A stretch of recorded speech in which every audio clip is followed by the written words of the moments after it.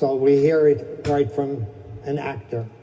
Nepal, as you may or may not know, has been dear to my heart because I was instrumental and honored by being a drafter of the interim constitution, which was interim by definition to bring peace to Nepal. And so I'm very glad to welcome you again to Colombia.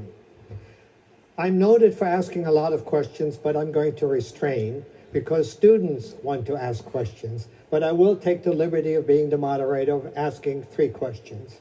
And they're going to be pragmatic questions, at least 2 of them. And democracy has to be sought, has to be lived. But in order to live it, you also have to develop, as you say, give opportunity to the next generation as well as the present. However, you have a challenge. You're landlocked, which is, you have Mount Everest, but you're still landlocked. The result of this also has been that per year, according to the statistics, 1 million people leave Nepal every year, and 100,000 students around the world, including here at Columbia. We enjoy them, we appreciate them, but your country needs them. So the challenge is your education and development. So what steps will you be taking in the near future to make it a home for the million who are leaving, as well as the 100,000 that have left to get education elsewhere? Thank you, Professor. I talked about the history of Nepal, the political history, and the history of economic development as well.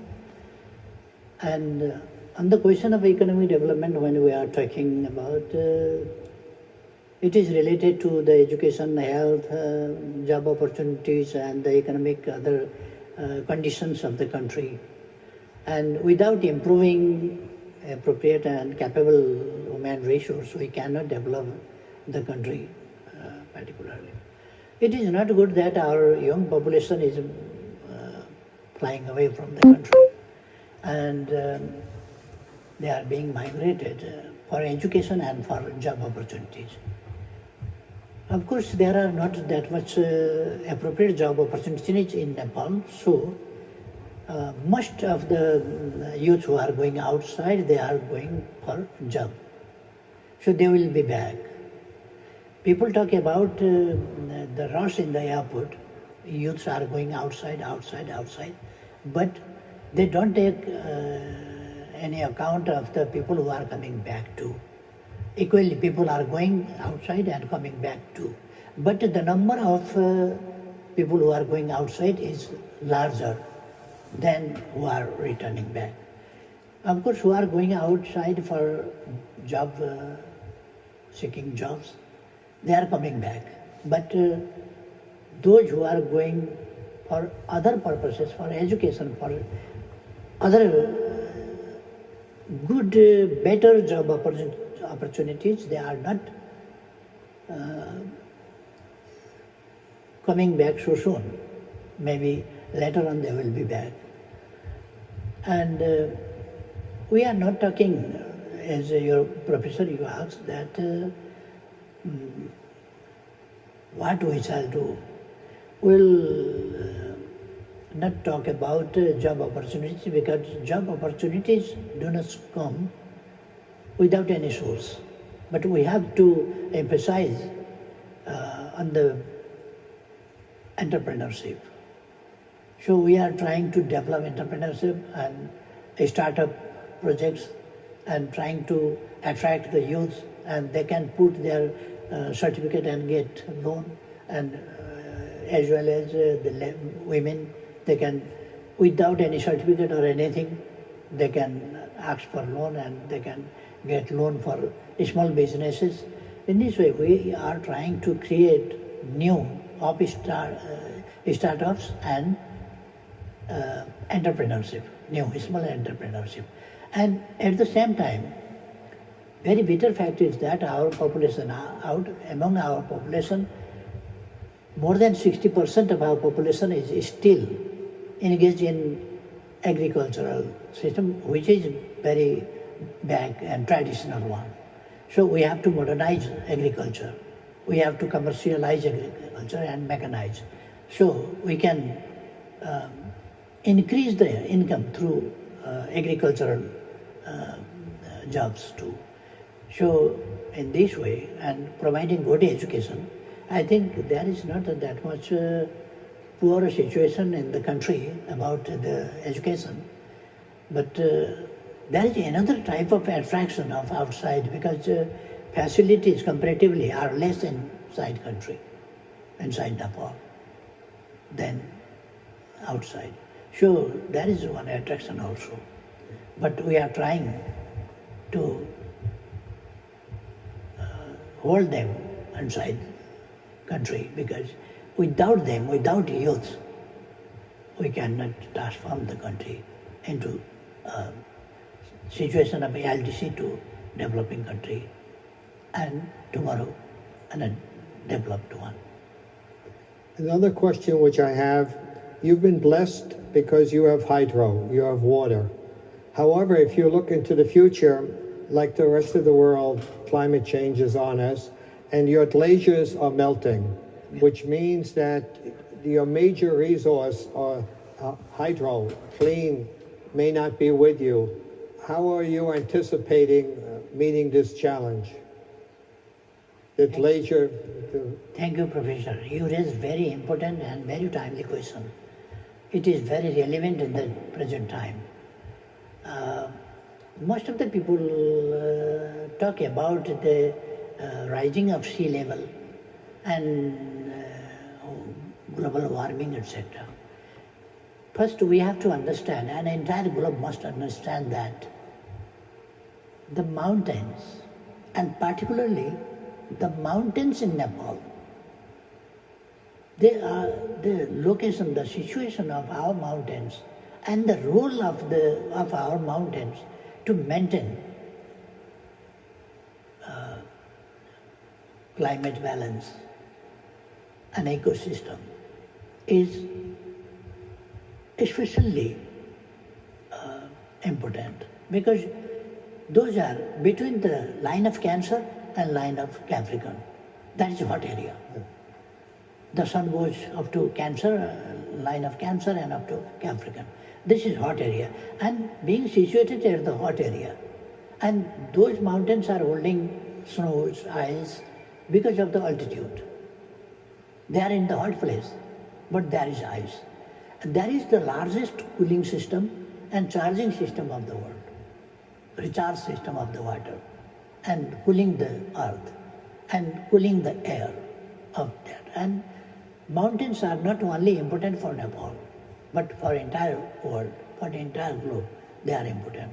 So I would like to draw attention of the world that if we talk about the rise of sea levels and the danger of sinking of small island countries, we have to go to the source of the problem. We cannot treat at the end, but we have to go to the source, and that source is the mountain. If the mountain hold enough ice and melt slowly, then they can flow the rivers, great rivers, recharge system, they can smoothly. But if the sea, again there is one ecosystem between the sea and mountain. If the seas are polluted and the polluted cloud goes to the mountain and it collides with the mountain, and that contributes to melt the ice. That is another. And fire in the forest, that is another problem. And in our region particularly, some months before there was a report worldwide, there was known that the most polluted city was Kathmandu at one time. It was for about 1 week or 2 weeks about, because after harvesting the wheat, the hay of wheat was burnt, and the cloud and the smoke and the dust was spread. That created very dangerous pollution in the air. And that is salty, and that is acidic. And that goes to collide with the mountains and the ice melts. That's the problem. Sure, until now, in my opinion, we are contributing 46% of our land for forest, as well as our mountains are 70%. 46, 70, 63. And rivers and ponds, etc., and lakes, including more than 70% of land, we are contributing for the climate issues. So that is the huge contribution of Nepal. And we are conscious, we are aware about the importance of this issue and for the future. And when we talk about the future, we talk about planet and people. We have to save the planet, we have to save the people, and safer and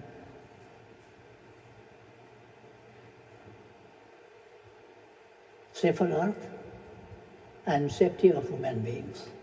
There are some aspects I don't want to explain now because it will be longer. So, as you asked me, Professor, on the question of climate change, that's our opinion, and we are conscious about that. And we urge the entire world to be conscious and treat at the point of origin from where the problem is from. Well said. Although we're supposed to start Q&A, I have one more question for you. Our students, many of them are entrepreneurs. Can you tell them why they should join you in Nepal as an entrepreneur? What message would you like to give them? I would like to request whoever are entrepreneurs or who are not, I would like to suggest them to be entrepreneur. And there are opportunities for a startup. There are other opportunities in Nepal too, speaking in the real sense. So I would like to, and America is developed, not because it was rich. It's developed and become rich. Now China also become rich. Not because it was rich and developed, but they developed and become rich. So we cannot run away. We cannot escape from the problems. We have to develop our country. We have to establish and provide good governance to the people, to the nation. Rule of law. And that rule must be just rule. Agree. So, just rule and rule of law. And there must be opportunity not only for a small chunk of people. प्रधानमन्त्री KP Sharma ओलीले पहिला Colombia युनिभर्सिटीद्वारा आयोजित world leadership फोरममा करिब 15 minute सम्बोधन गर्नुभयो र सम्बोधनपछि आयोजक युनिभर्सिटीको तर्फबाट प्रोफेसरले राखेका 3वटा प्रश्नको उत्तर दिँदै हुनुहुन्छ र यो तेस्रो प्रश्नको अन्तिम जवाफपछि अब यहाँ कोलम्बिया युनिभर्सिटीका विद्यार्थीहरूद्वारा सोधिएका विभिन्न प्रश्नको उत्तर दिने कार्यक्रम छ प्रधानमन्त्री ओलीले. So now let's hear what some of the students, and I'm sure Colombia has a tradition of अब asking कोलम्बिया good युनिभर्सिटीका questions to the विद्यार्थीहरूले students. So hopefully there will प्रधानमन्त्री be. प्रश्न गर्नेछन् आफूलाई लागेका I will कुराहरू take 2 or 3 राख्नेछन् raw questions and then ओलीले phrase Uttar it for you. दिनुहुने कार्यक्रम छ. If you could introduce yourself, if you feel comfortable, and what school you are at Columbia would be very helpful. So we'll do one on the right, one on the left, etc. Hi, my name is Mansi Dahal and I go to the School of the Arts. My question to the Prime Minister Oli would be, like we've been talking about, a vast majority of Nepali youth have been working abroad due to the limited opportunities in Nepal. you and your government has been in power for over decades now. What is this not a concern for you and the government? Because as an emerging nation, I see this as a huge threat to not have the youth in the country. Secondly, you have been saying that you think the youths are important and they need to come back, but why is the older generation like you and other leaders not willing to step down or aside to let the youth run the country? Thank you. Thank you. Okay. Hello, my name is Jonas and I'm a graduate of the School of International and Public Affairs. My question goes to the geography you already talked about. You're located between the two most populated countries in the world. How do you balance the relationship with both countries on political and economic levels? Thank you. Thank you. One more, and then Thank you. My name is Callan Zborowski-Fenster. I'm a freshman in Columbia College majoring in political science. My question is regarding rural life in Nepal and outmigration. Since 2021, Nepal has negative population growth rates in over 30 mountain districts. As rural areas are depopulating, urban areas are growing equally as rapid, with this gap increasing by the thousands every passing day. Nepal citizens of rural communities have come out and said that the reasons for this outmigration can be boiled down to lack of economic opportunities in education and healthcare. Also, rain-fed agriculture has been impacted due to climate change and disease, and this has de-incentivized the production of important goods that vitalize the Nepali economy. With these grim prospects, rural populations have been moving elsewhere.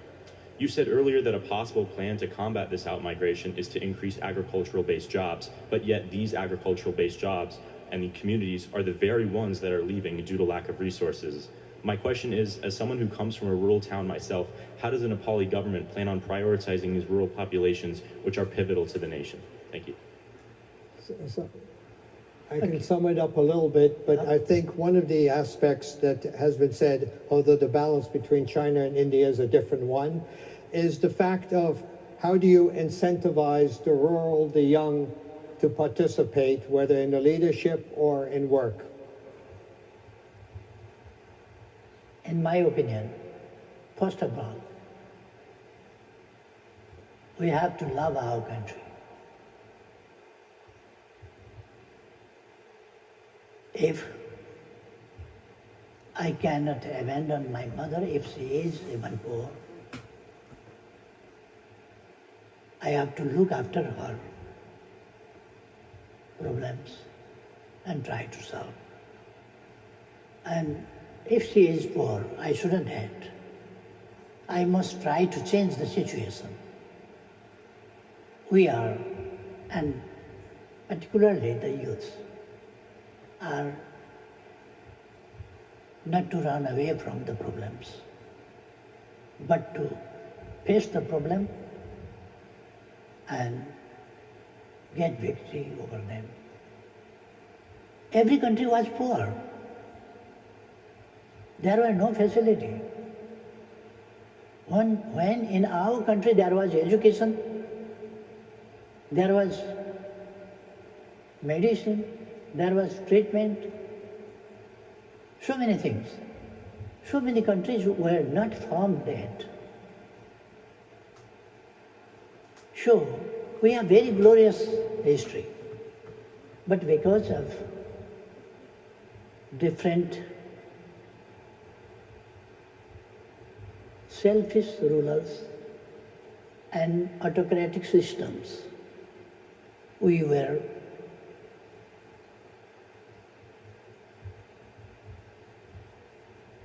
didn't get opportunity to develop.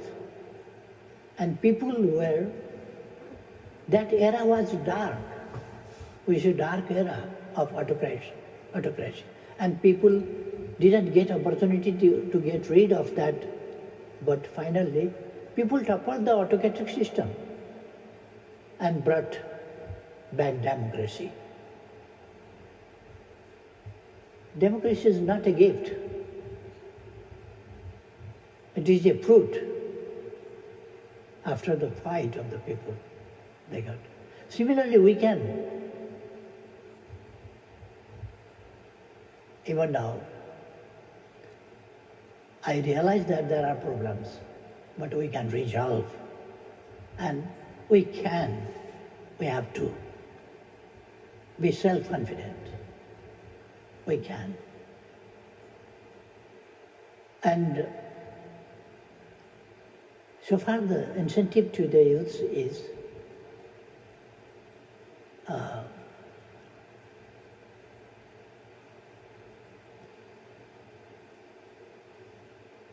even if the adverse situations are not for always. They are until when we tolerate them. If we reject, then they come to another way. And as I mentioned before too, we have provided opportunities to the youths, startups, loans, and other opportunities as well. Yes, of course. The salary in Nepal is not high. But the market is also very cheap. Price hike is not that much. We can buy things at a very cheaper rate. And so far, another question that how we are balancing both giant neighbors. Neighbors are neighbors. That is saying that you cannot change your neighbor. So we have to understand that we cannot change our neighbors, and our neighbors also cannot change their neighbors too. So we must deal with them. They are not our enemies. They are our friends. So with friends, we have to put our problems, grievances, demands, and whatever our feeling is, and what problems we are facing, we can talk to them frankly, candidly, openly, share our views with them, and through the discussion, through the dialogues, we can reach a point with the proof, with the facts, and being honest on the truth. We have to deal with them. So we can. But we cannot give up our national interest, sovereignty, independence. Freedom is a must for us. It's very, very important. And Nepali people must be, I would like to tell Nepali students, we are here, must be proud that we have no independent day, because we were never colonized. We were always independent. So it's a matter of glory. And that glory we have to translate into a prosperous country. And we have to make our people happy.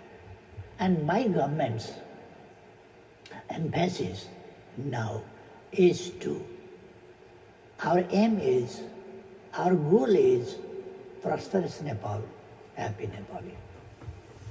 We want to make Nepal a prosperous one, and the Nepali people happy people. That is our goal. And for this, I don't take as two giant neighbors with different political systems and economic systems, etc., as a negative aspect, but that is positive thing. We have, if we can produce, we have already two huge markets of the world. So we can use them, those markets, if we produce. if we do not produce and if we just import and just we become consumers of others, markets of others, consumers of others, and our small country cannot maintain that. Next one, what was the last question? Well, I think you've answered. We'll get some more questions. We'll start with over here on the right.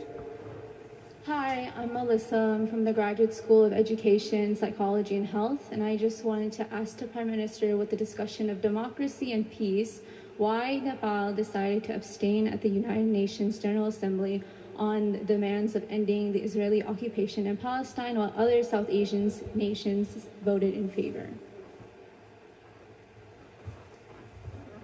Good evening, Prime Minister. Namaste. My name is Om Desai. I'm a first-year student at Columbia College studying political science and economics. My question for you is this. I'm the son of two hardworking Indian-American parents. They immigrated from India to the United States almost 30 years ago, and they've always spoke fondly of the relationship between India and Nepal. Our two countries share a very unique brotherhood, very religiously, culturally, and geopolitically. Recently, I know you met with Prime Minister Modi in New York and discussed issues on energy, trade, and more. And so my question for you is this. In the context of the 2015 blockade and also your new and growing relationship with India, how can we best preserve the relationship and create a dynamic relationship between our two countries that evolves with the 21st century and respects the sovereignties and interests of both of our countries in the region? Okay. One more question over here. Hi, Prime Minister. My name is Desmond Kuhn. I'm a freshman at Columbia College. And my question is about your neighbor. You were mentioning earlier about how you can't necessarily change your neighbors, so you have to deal with them. So your neighbor China has engaged in more border disputes in recent history.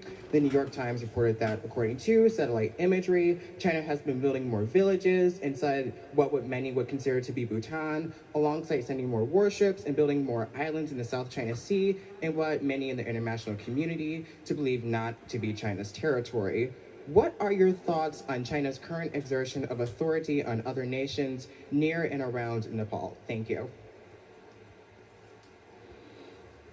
Two of them are continuation of the first one, how you deal with India and China. And the other one is, what is your position on an international issue? So I leave it to you.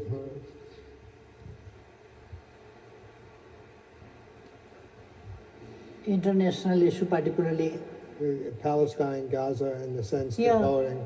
We are always in favor of peace. We are from the birthplace of Lord Buddha and the fountain of Buddhism. Everybody knows that. And by history, we were always in favor of peace, and Nepal is a very peaceful country. And our ideology is peace, harmony, compassion, tolerance, coexistence. That is our ideology. So the basic of our foreign policy, we determined that, we coined that, friendship with all, enmity with none. That is our fundamental foreign policy. So on the questions of wars, conflict, violences, or such things in different parts of the world, like Russia, Ukraine war, we are not in favor of war, and we are a neutral country. We are non-aligned country. We are between two giant neighbors. We want to be very good neighbor, not bad neighbor. We don't want to create problems for our neighbors too. We don't want. Similarly, we don't, we do not tilt to this or that side, but we want peace genuinely. We pray, we talk, we request, and we make efforts too, according to our capacity, in favor of peace, global peace. We are in favor of disarmament, of course, construction of this type of weapons and others. We are not in that favor, but we are in favor of. Now we have to abolish weapons of mass destruction. That is our desire, because weapons are not made for to kill the flies or mosquitoes. Weapons are made for what we know. So weapons are never matched with the humanitarian feeling and the ultimate desire and aims and goals and so things of human beings.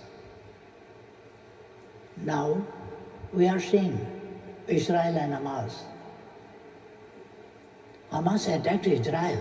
That was not a good thing. It was bad. But in that name, in that protection, Israel is again destroying the innocent children, innocent old age people who are not involved in war, who are not criminal,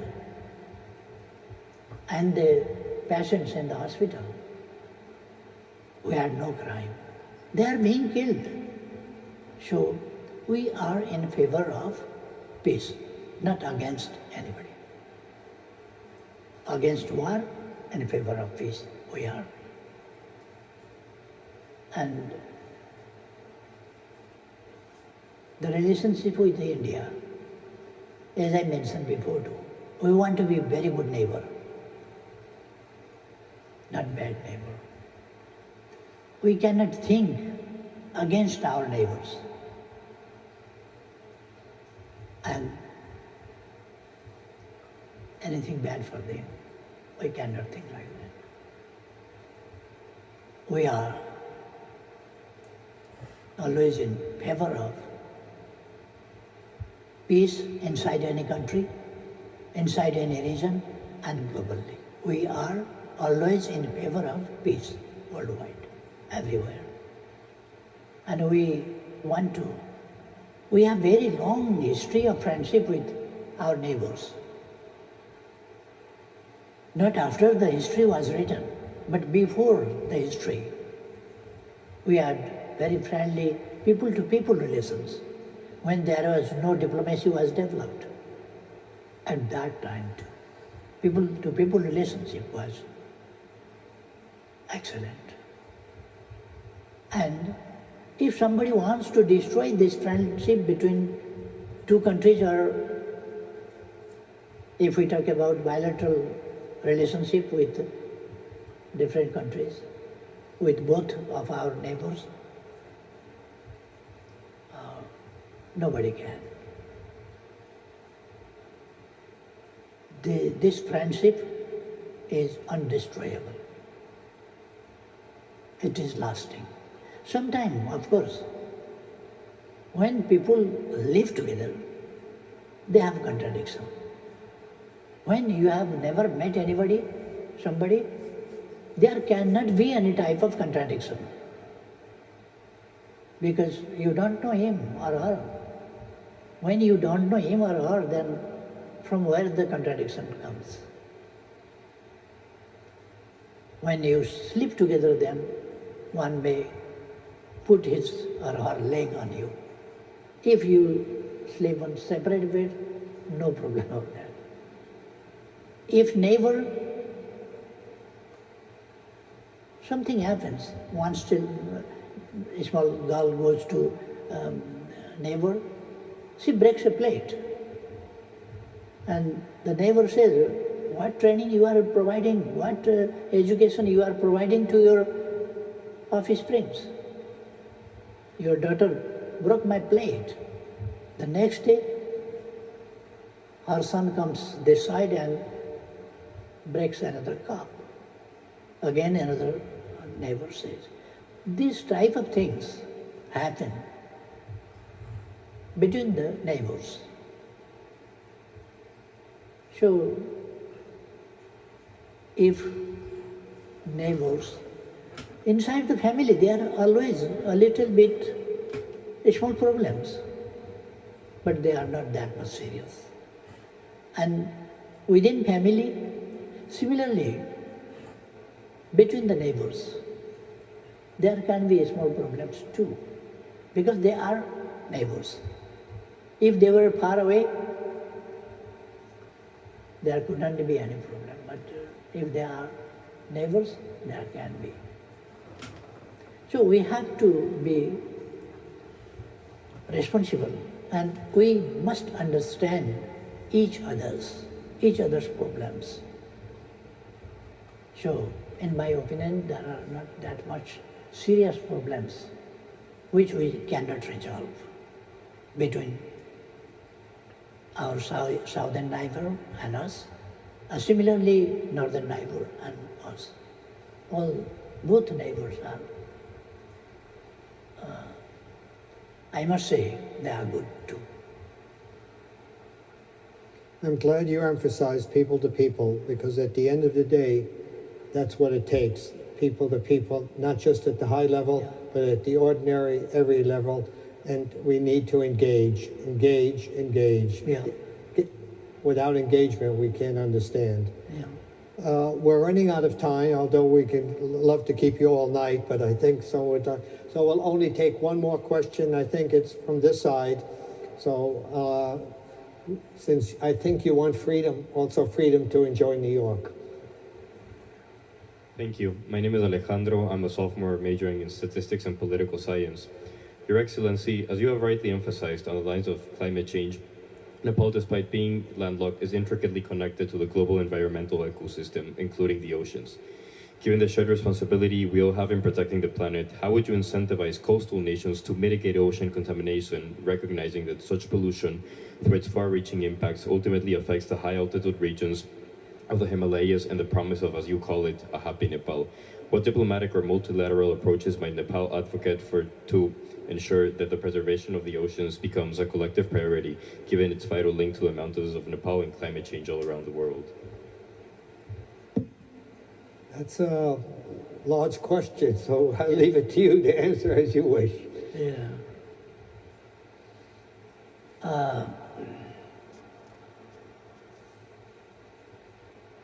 Thank you very much for your question.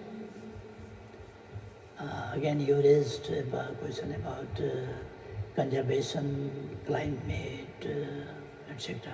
How many questions were there? Excuse me? How many questions were there? Well, he's asking the effect of the oceans as well on yours, and what is your position, and how do you handle it? You are landlocked, so you may not. Yeah.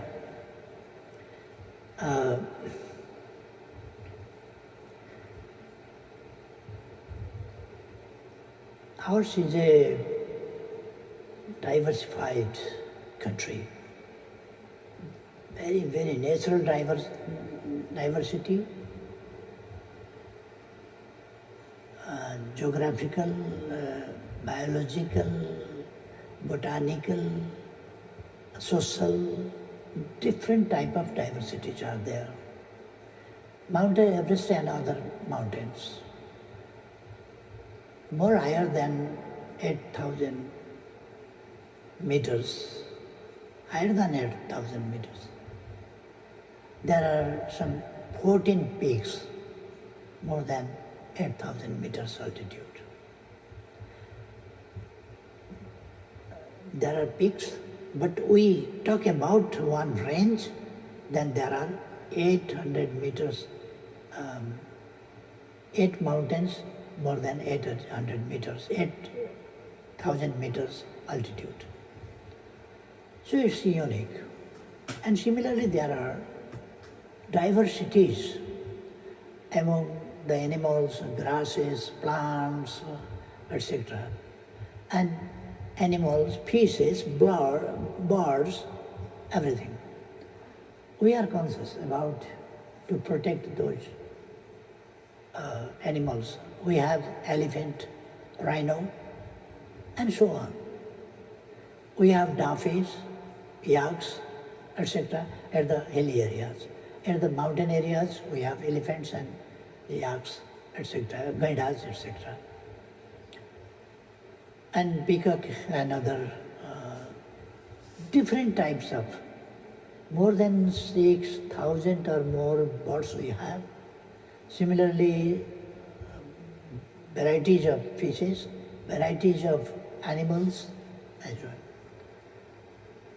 And it makes ecosystem.